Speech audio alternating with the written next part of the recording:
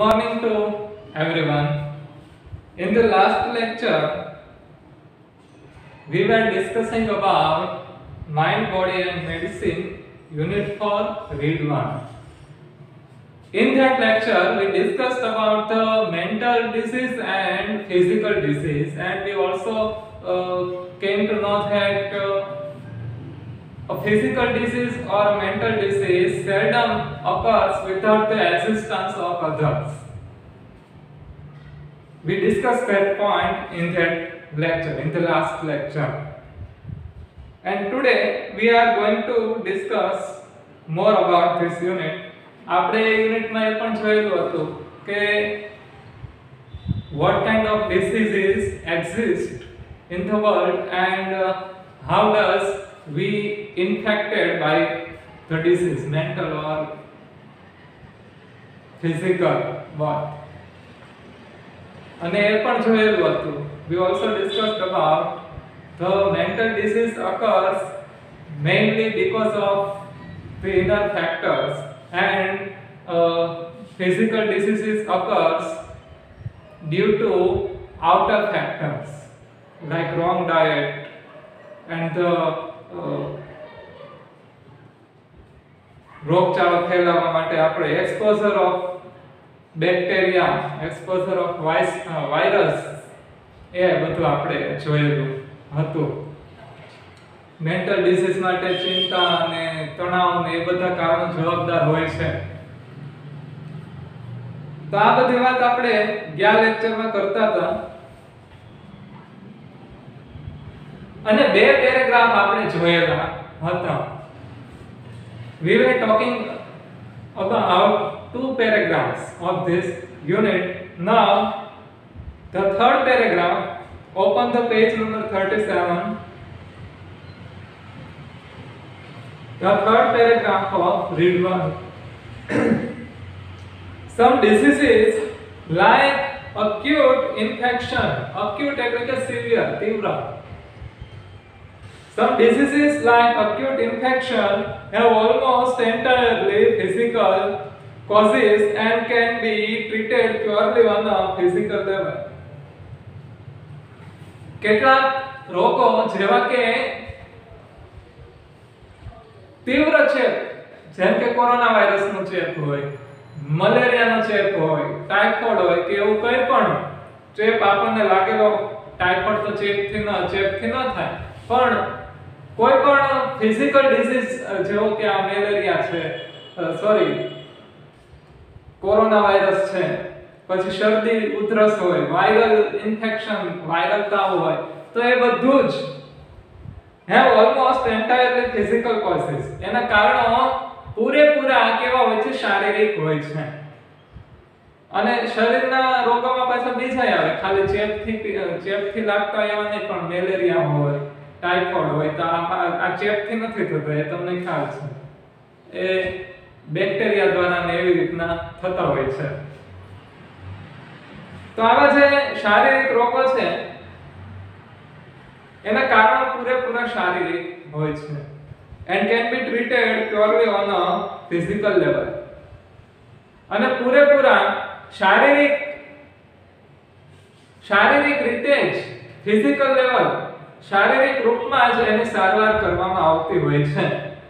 એટલે એની દવા બધી કેવી હોય છે? તો કે શરીરને લગતી જ હોય છે.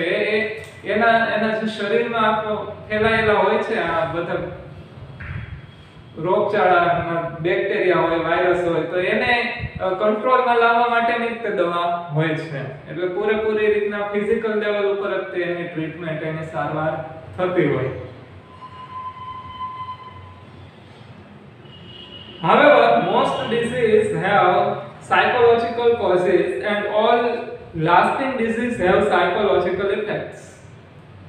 પણ એનાથી તદ્દન અલગ છતાંય most diseases have psychological cause.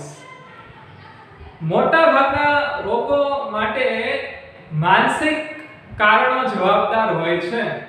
હવે જો આપણને તો એમ થાય કે મને તો ફલાણી બીમારી છે, એ તો શારીરિક બીમારી છે, તો પછી એમાં માનસિક કારણો કઈ રીતના જવાબદાર હોય? તો એ હોય છે, કઈ રીતના હોય છે એ આપણને સમજાવે છે કે નહીં એ આપણે આગળ જોઈશું. And all lasting diseases have psychological effects. અને બીજું એ કે જેટલા રોગો લાંબો સમય ચાલે, લાસ્ટિંગ એટલે કે લાંબો સમય ચાલનાર, અને જેટલા રોગો લાંબા સમય સુધી ચાલે છે એ બધાની માનસિક અસર થાય છે. એટલે મોટા ભાગના રોગો છે એનું કારણ માનસિક હોય છે. અને બીજું જે કઈ રોગો આપણા શરીરમાં લાંબો સમય સુધી ટકે એની આપણી ઉપર માનસિક અસર થાય છે. બીજું કારણ તો હું તમને એ રીતના સમજાવી શકું, કારણ કે રોગ આપણા શરીરમાં જેટલો ટકે એટલો એ આપણા શરીરને તો નુકસાન પહોંચાડે, પણ આપણા માનસને પણ, આપણા મગજને પણ નુકસાન પહોંચાડે. કઈ રીતે? તો કે આપણને નેગેટિવ બનાવી દે કે હવે મને આ સાચો થશે કે નહીં થાય, હવે હું ફરીથી પહેલાની જેવી જિંદગી જીવી શકીશ કે નહીં જીવી શકું. આપણને માનસિક રીતે તોડી નાખે. એનું જે દુઃખ હોય છે, આપણી જે પીડા હોય છે, એ પીડા આપણને માનસિક સ્તર ઉપરથી આપણને સાવ તોડી પાડતી હોય છે.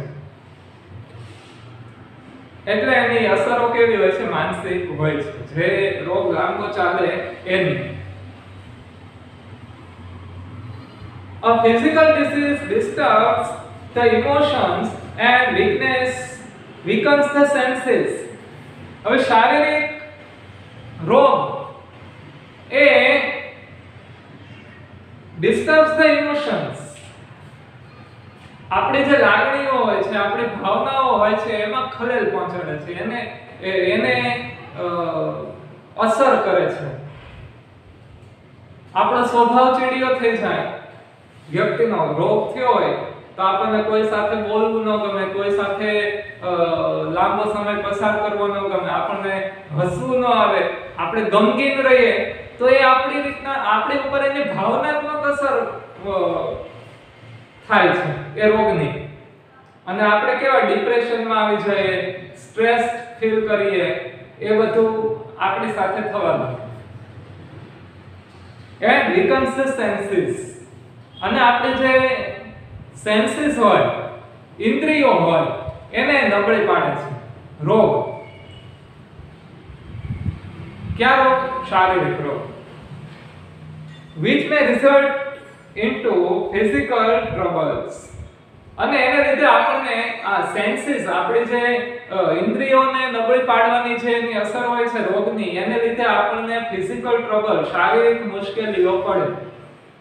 જુદી જુદી શારીરિક મુશ્કેલીઓ આપણને પડવા લાગે. જેમ કે વાયરલ ફીવર થયો હોય તો તમને ખ્યાલ છે કે માથું દુખવા માંડે, હાથ પગમાં તોડ થાય, તો એ બધું વાયરલ ફીવર હોય તો એની આ શારીરિક અસરો થઈ. એને વાયરલ ફીવરે આપણી ઉપર શારીરિક અસરો આ પ્રકારની કરી કહેવાય. They lead to dietary problems. અને એ પછીથી આ શારીરિક અક્ષમતા આપણને ડાયટરી પ્રોબ્લેમ્સ ઉપર લઈ જાય છે. એટલે કે આપણી ભોજન માટેની કે પાચન માટેની કે ભોજન માટેની જે કઈ પ્રક્રિયા હોય છે આપણી, એમાં એને નુકસાન પહોંચાડે છે.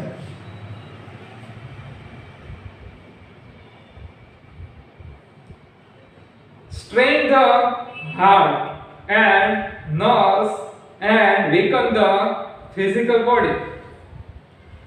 Strain એટલે કે સ્ટ્રેસ, તાણ આપવું. Strain the heart and nerves.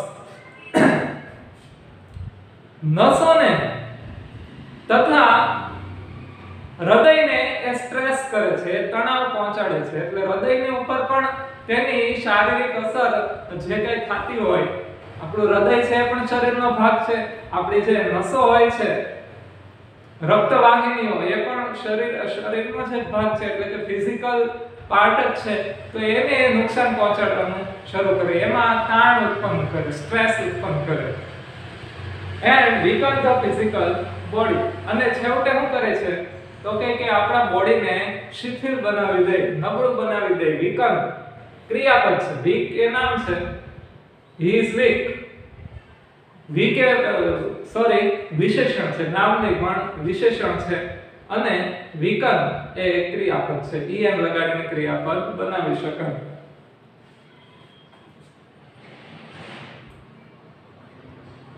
તો જુદી જુદી રીતના છેવટે એ આપણા શરીરને શિથિલ બનાવતા હોય છે. શારીરિક રોગો કોઈ પણ શરદી ઉધરસથી માંડીને કોરોના વાયરસ સુધીનો કે કોઈ પણ શારીરિક રોગ હોય એ આપણા શરીરને જુદી જુદી રીતના નબળું પાડતું હોય છે. In the modern developed world, our problems are mainly psychological. In the modern developed world, આધુનિક વિકસિત વિશ્વમાં our problems are mainly psychological. આપણી તકલીફો મોટા ભાગે માનસિક હોય છે.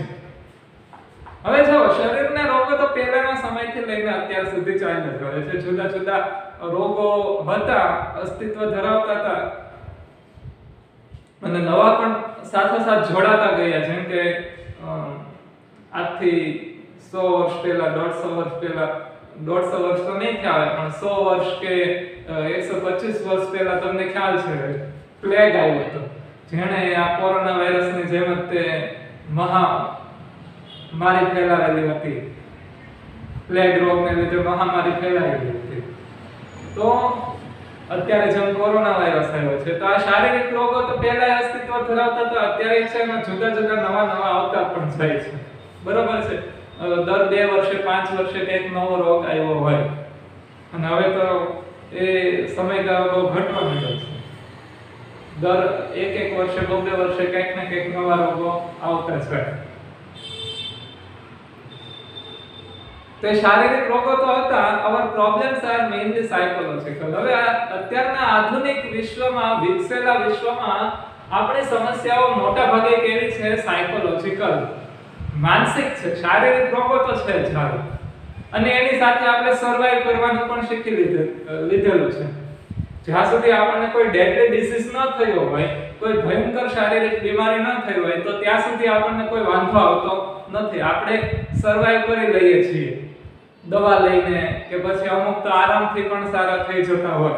તો એ આપણી માટે કોઈ બહુ મોટી સમસ્યા નથી. ઇવન કોરોના વાયરસ છે, તો હવે કોરોના વાયરસ પણ આવ્યો ત્યારથી આપણને ખબર હતી કે વેલા મોડો જવાનો તો છે જ. પણ આ સાયકોલોજીકલ બીમારી, જે માનસિક બીમારી છે, એનું શું?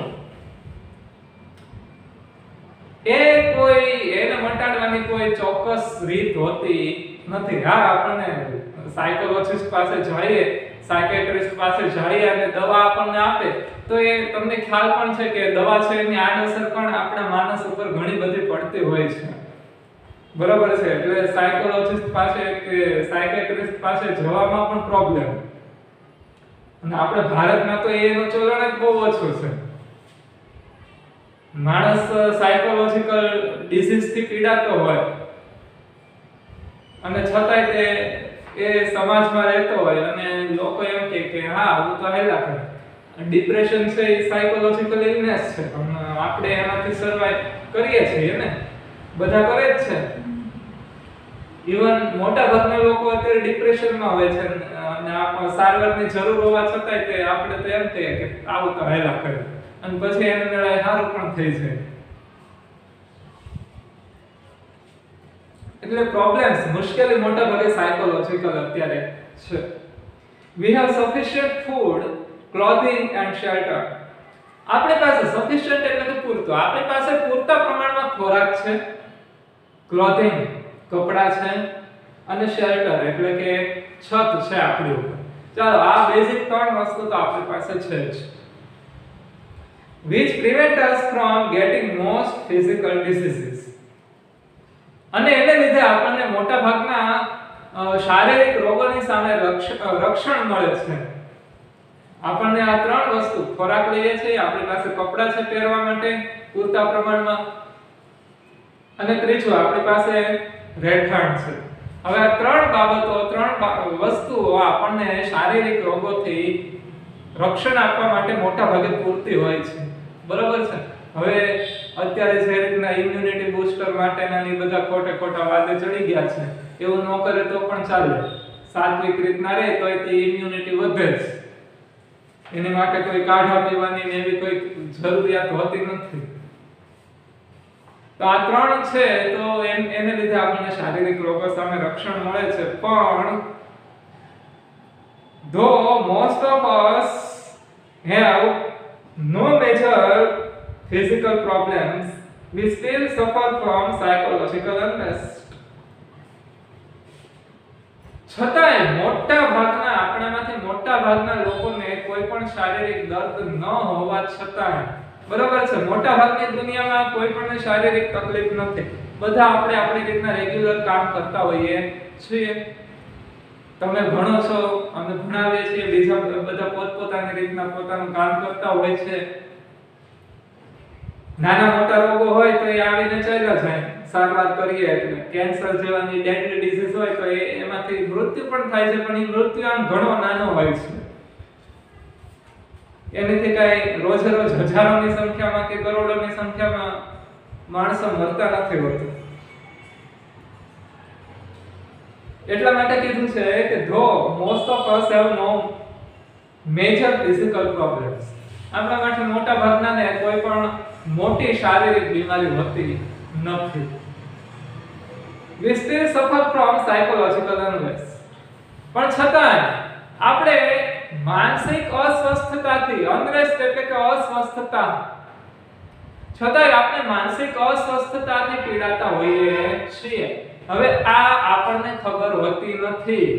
આપણે શારીરિક રીતે એકદમ સ્વસ્થ હોઈએ પણ માનસિક રીતે આપણી તબિયત ખોરવાયેલી હોય છે. આપણે માનસિક અસ્વસ્થ હોઈએ અને છતાંય આપણને ખબર હોતી નથી. આપણે આપણું રોજિંદું કામ કરે જઈએ.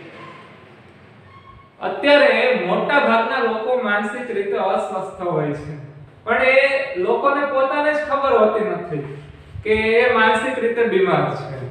હવે માનસિક રીતે બીમાર એટલે આપણને મોટા ભાગે તો એવું જ થતું હોય કે પેલા ગાંડા થઈ જાય ને જુદી જુદી ચિત્ર વિચિત્ર હરકતો કરે ને એ તો ખેર બહુ અલ્ટિમેટ સ્ટેજ હોય છે એના. બહુ ભયંકર એવો કોઈ રોગ થયો હોય તો જ એવું થાય, બાકી એવું થતું નથી. પણ એ સિવાયના પણ અમુક સાયકોલોજીકલ ડિસઓર્ડર હોય છે ઘણા બધા.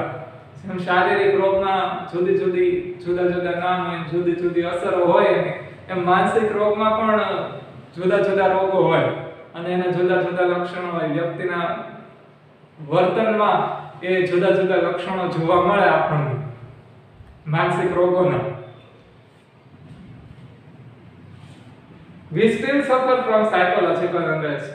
છતાં આપણે માનસિક બીમારીથી તો પીડાઈએ છીએ જ. આ તમે ન કબૂલો તો પણ આ સાર્વત્રિક બાબત છે અત્યારની આધુનિક સમયની. This unrest may manifest as feelings of loneliness, not being loved or appreciated, anger, stress or anxiety. Manifest એટલે કે દેખાઈ આવવી. હવે તમને ખબર કેમ પડે કે સામેવાળો માણસ માનસિક રોગથી પીડાય છે, કે સામેવાળો માણસ માનસિક રીતે અસ્વસ્થ છે? How can you recognize a people with mental illness? So as we can recognize a physical disabled person or the person who is suffering from physical diseases, in the same way there are the symptoms and parameters to recognize the person who is suffering from mental disease, mental illness or mental disorder. There are certain parameters and the parameters and the symptoms are shown in their behavior.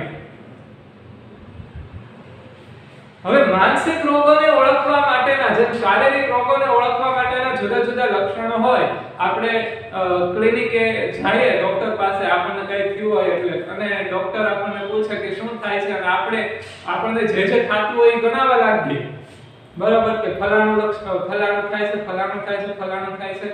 એટલે એ નિદાન કરે કે ના આવા લક્ષણો છે, આ રોગના હોઈ શકે. એટલા માટે પછી આપણને રિપોર્ટ કરાવવાનો કે રિપોર્ટ કરાવીએ એટલે તો કે હા નિદાન સાચું હતું, આવું જ હતું તમને, એટલે એ દવા આપી દઈએ, આપણને પ્રિસ્ક્રાઇબ કરી દઈએ. તો આ શું થયું? શારીરિક રોગોના લક્ષણોને આધારે ડોક્ટરે એની ટ્રીટમેન્ટ કરી જે તે દર્દીની. એવી જ રીતના માનસિક રોગોને પણ ઓળખવા માટેના લક્ષણો હોય છે અને એ લક્ષણો જે તે વ્યક્તિના વર્તન દ્વારા દેખાય. ઓલું તો ફિઝિકલ ડિસીઝમાં તો આપણી સામે જ હોય કે ફલાણા વ્યક્તિ છે એને આપણી સામે ઊભો છે કોઈ વ્યક્તિ શારીરિક રીતે નબળો છે તો આપણને ખબર પડી જાય કે હમણાં આનામાં આ ફેરફાર જોવા મળે છે એટલે કે આ શારીરિક રીતે અસ્વસ્થ આપણને દેખાય છે પણ માનસિક રીતે અસ્વસ્થ હોય તો એ આપણને એના વર્તનમાં ખબર પડે. સૌથી મહત્વનું છે માણસનું વર્તન એને ઓળખવા માટેનું કે આ માણસ માનસિક રીતે પીડામાં છે, બીમાર છે. અને એ લક્ષણો કયા કયા છે તો ધીસ અનરેસ્ટ, આ અસ્વસ્થતા વ્યક્તિના વર્તનમાં દેખાય છે. કેવી કેવી લાગણી, કેવું વર્તન અને કેવા ઇમોશન્સ હોઈ શકે તો કે લોનલીનેસ, એકલતા. બરાબર છે, માણસ એકલું રહેવાનું શરૂ કરી દે, કોઈ હારે બોલે નહીં, કોઈ હારે ચાલે નહીં, એકલો રહે. અથવા તો બધા હોય તો પણ એને એકલું લાગે. Not being loved or appreciated, અથવા તો વ્યક્તિને એમ થાય કે મને તો કોઈ પ્રેમ જ નથી કરતું. પ્રેમ કરવું ઇન ધ સેન્સ કે કોઈ ગર્લ્સ અને બોયઝ ની વાત નથી. પ્રેમ કરવું એટલે કે બીજા લોકો તરફથી એની પ્રત્યે કોઈ લાગણી નથી, બીજા લોકો મારી પ્રત્યે કોઈ લાગણી રાખતા નથી, મને કોઈ અપનાવતું નથી, મારા કોઈ વખાણ નથી કરતા. એપ્રિશિએટ એટલે કે વખાણવું, મારી કોઈ કદર નથી કરતું એવું વ્યક્તિને લાગે. એ ઉપરાંત એંગર, ગુસ્સો, વારે ગુસ્સો આવી જવો. સ્ટ્રેસ, વ્યક્તિ સ્ટ્રેસમાં હોય, તાણ અનુભવતો હોય, માનસિક તાણ. એ તો રોજિંદુ આપણું હોય જ છે, આપણને પોતાને ખબર નથી હોતી. ઓર એન્ઝાયટી, તાણ અથવા તો એન્ઝાયટી, ચિંતા. આ લક્ષણો દ્વારા માનસિક રોગોની ખબર પડે છે. આ લક્ષણોને લીધે આપણે તારણ કાઢી શકીએ કે જે તે વ્યક્તિ એ માનસિક રીતે બીમાર છે. It can lead to the weakening of our physical energy and prevent us from doing what we really want to do. It can lead to weakening of our physical energy. અને આ બધા માનસિક બીમારીને લીધે, આ બધા લક્ષણોને લીધે આપણી ફિઝિકલ એનર્જી, શારીરિક ઉર્જા છે એ ઓછી થતી જાય છે. શારીરિક ઉર્જા માટે આ માનસિક બીમારીઓ નુકસાનકારક છે. હવે શારીરિક રીતે આપણે અસ્વસ્થ ન હોઈએ તો પણ થઈ જાય. બરોબર, પહેલા જે કીધું હતું ને, પહેલા એક વાક્ય આવેલું હતું કે આપણી મોટા ભાગની બીમારી માનસિક હોય છે. તો માનસિક કઈ રીતે હોય છે તો કે માનસિક બીમારીના કારણોને લીધે આપણે આપણામાં શારીરિક બીમારીઓ આવે. હવે તમે વિચાર કરો કે આ બધા લક્ષણો એ આપણને શારીરિક રીતે અક્ષમ બનાવે છે, આપણી ક્ષમતામાં ઘટાડો કરે, આપણી એનર્જી છે એ ડ્રેઇન કરી નાખે, ખેંચી લે. અને એટલા માટે આપણને બહારના જે વાયરસ છે, બેક્ટેરિયા છે, આપણને લાગુ પડી છે તરત જ એ આપણું ઇમ્યુનિટી પાવર છે એ ઘટાડી નાખે. એટલે માનસિક બાબતો બહુ મહત્વની હોય છે. માનસિક બાબતોને લીધે પણ મોટા ભાગના શારીરિક રોગો આપણી ઉપર એટેક કરતા હોય છે, કારણ કે માનસિક બાબતો એ આપણને શારીરિક રીતે પણ બહુ વીક બનાવી દીધેલા હોય. and prevent us from doing what we really want to do. અને આપણે જે ખરેખર કરવા માંગીએ છીએ એ કરતા આપણને અટકાવે છે. એનો મતલબ એમ કે આપણા કાર્યમાં એ અવરોધરૂપ સાબિત થાય. હવે તમે વિચાર કરો, કોઈ માણસ ચિંતામાં હશે, સ્ટ્રેસમાં હશે, ગુસ્સે હશે અથવા તો દુખી હશે તો એ વ્યવસ્થિત રીતના કામ નહીં કરી શકે. એ વ્યવસ્થિત રીતના સ્ટુડન્ટ હશે તો ભણી નહીં શકે, નોકરિયાત હશે તો નોકરી નહીં કરી શકે, કંઈકને બદલે કંઈક કરી નાખે, ઊંધું કામ કરી નાખે. આવું બધું થાય. એટલે આપણે જે ખરેખર કરવા માંગતા હોઈએ છીએ એ કરી શકતા નથી. આ માનસિક બીમારીઓને કારણે, માનસિક કારણોને લીધે, અને એ પાછું આપણા શારીરિક રોગમાં પણ પરિણમતું હોય છે. શારીરિક રોગોને પણ શરીરમાં પ્રવેશવા માટે આમંત્રણ આપતા હોય છે આ બધા કારણો. તો એટલે સુધી આજે આપણે રાખીએ છીએ. આ બાબતે ઘણી ચર્ચા થઈ ગઈ. હવે પછીનો જે પેરેગ્રાફ છે એ આવતા લેક્ચર ઉપર આપણે રાખશું.